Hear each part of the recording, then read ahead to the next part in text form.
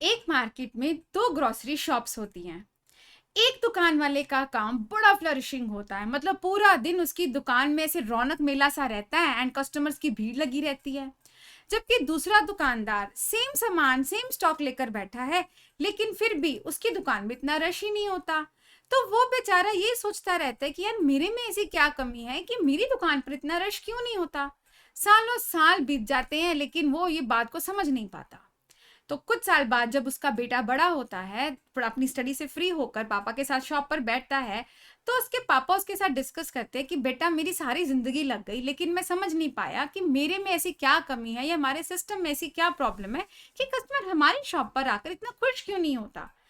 तो उसका बेटा कहता है कि पापा मुझे 10-12 दिन दो, मैं देखता हूँ सिचुएशन क्या है, तब आपके साथ डिस्कस करता हूँ। तो 10-12 दिन बीत जाने के बाद उसका बेटा अपने पापा के साथ बैठकर क्या बात डिस्कस करता है। वो कहता है कि पापा मुझे ऐसा लगता है कि हमारे और साथ वाले के सिस्टम में कहाँ पर फर्क है।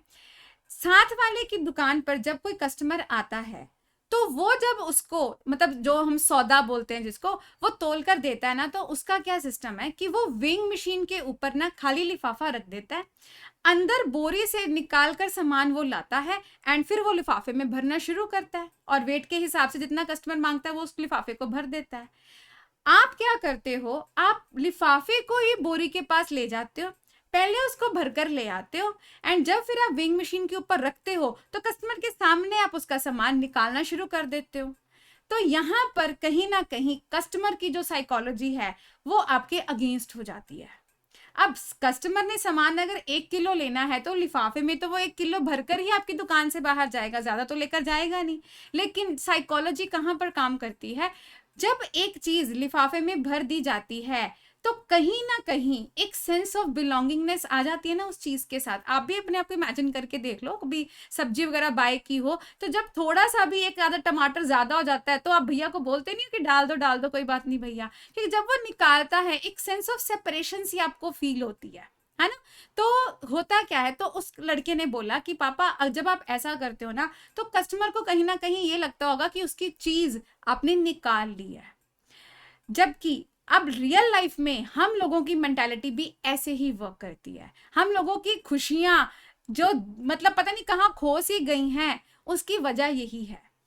अब आप एग्जाम्स के पॉइंट ऑफ व्यू से अगर मैं बात करूं, क्योंकि हम वही चीजें डिस्कस करने के लिए आपके पास आते हैं, तो अब आप क्या करते हो, जब आप 100 नंबर के पेपर की तैयारी करते हो तो आप कहीं ना कहीं ये रिलेट कर लेते हो कि 100 के 100 नंबर मेरे हैं।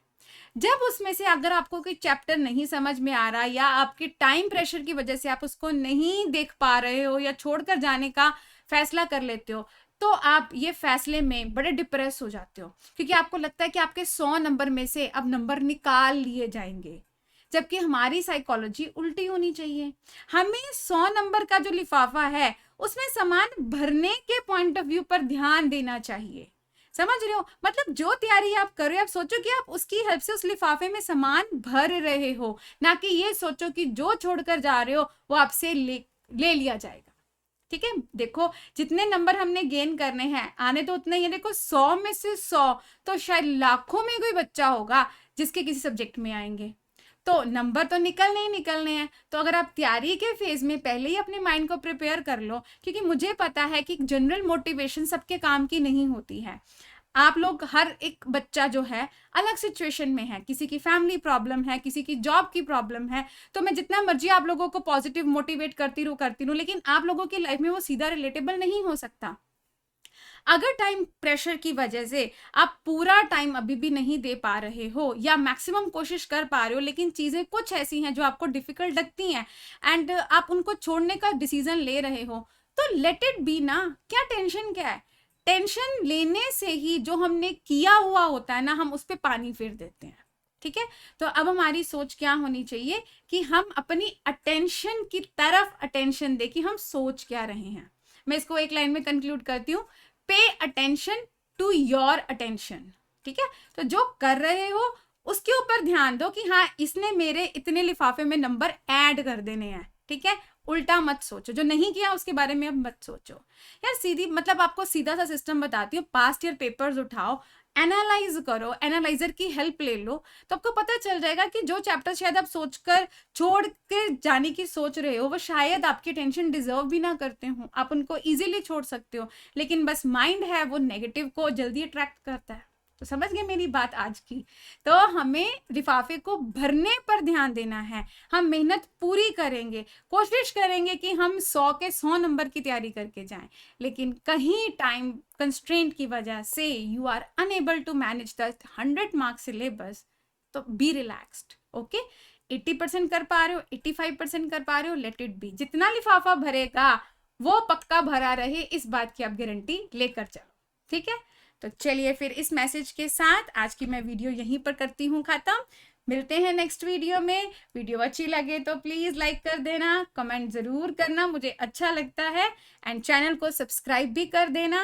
ओके जी, चलो bye for now, take care.